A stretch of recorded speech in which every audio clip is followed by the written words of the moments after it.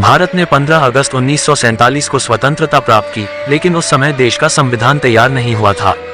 देश को स्वतंत्रता तो मिल गई थी, लेकिन उसे एक सशक्त और संगठित गणराज्य बनाने के लिए एक संविधान की आवश्यकता थी।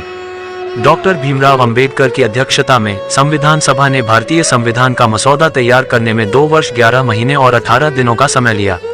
अंततः 26 नवंबर 1949 को संविधान सभा द्वारा इसे अपनाया गया और 26 जनवरी 1950 को यह औपचारिक रूप से लागू हुआ।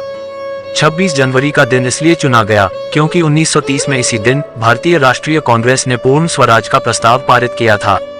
इस प्रकार 26 जनवरी का दिन भारत के लिए स्वतंत्रता और गणराज्य दोनों का प्रतीक बन गया। गणतंत्र दिवस का दिन भारत के इतिहास में अत्यधिक महत्वपूर्ण है, जो हमारे संविधान की ताकत और हमारे लोकतंत्र की स्थिरता का प्रतीक है।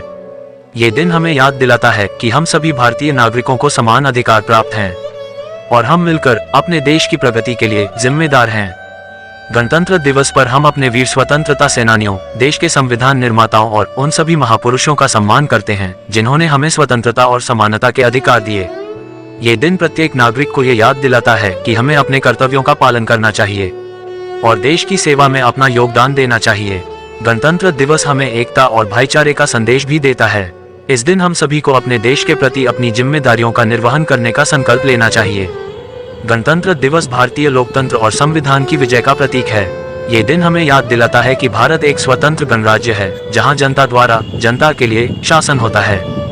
ये हमारे संवैधानिक अधिकारों और कर्तव्यों की याद दिलाने का भी दिन है। संविधान न केवल हमें हमारे अधिकार प्रदान करता है, बल्कि हमारे कर्तव्यों की भी व्याख्या करता है। ये सामाजिक, आर्थिक और राजनीतिक समानता की दिशा में एक कदम है, जिसका सपना हमारे स्वतंत्रता संग्राम के नायकों ने देखा था। आइए अपने महान भारतवर्ष का ये राष्ट्रीय पर्व धूमधाम से मनाएं। जय हिंद, जय भारत, वंदे मातरम।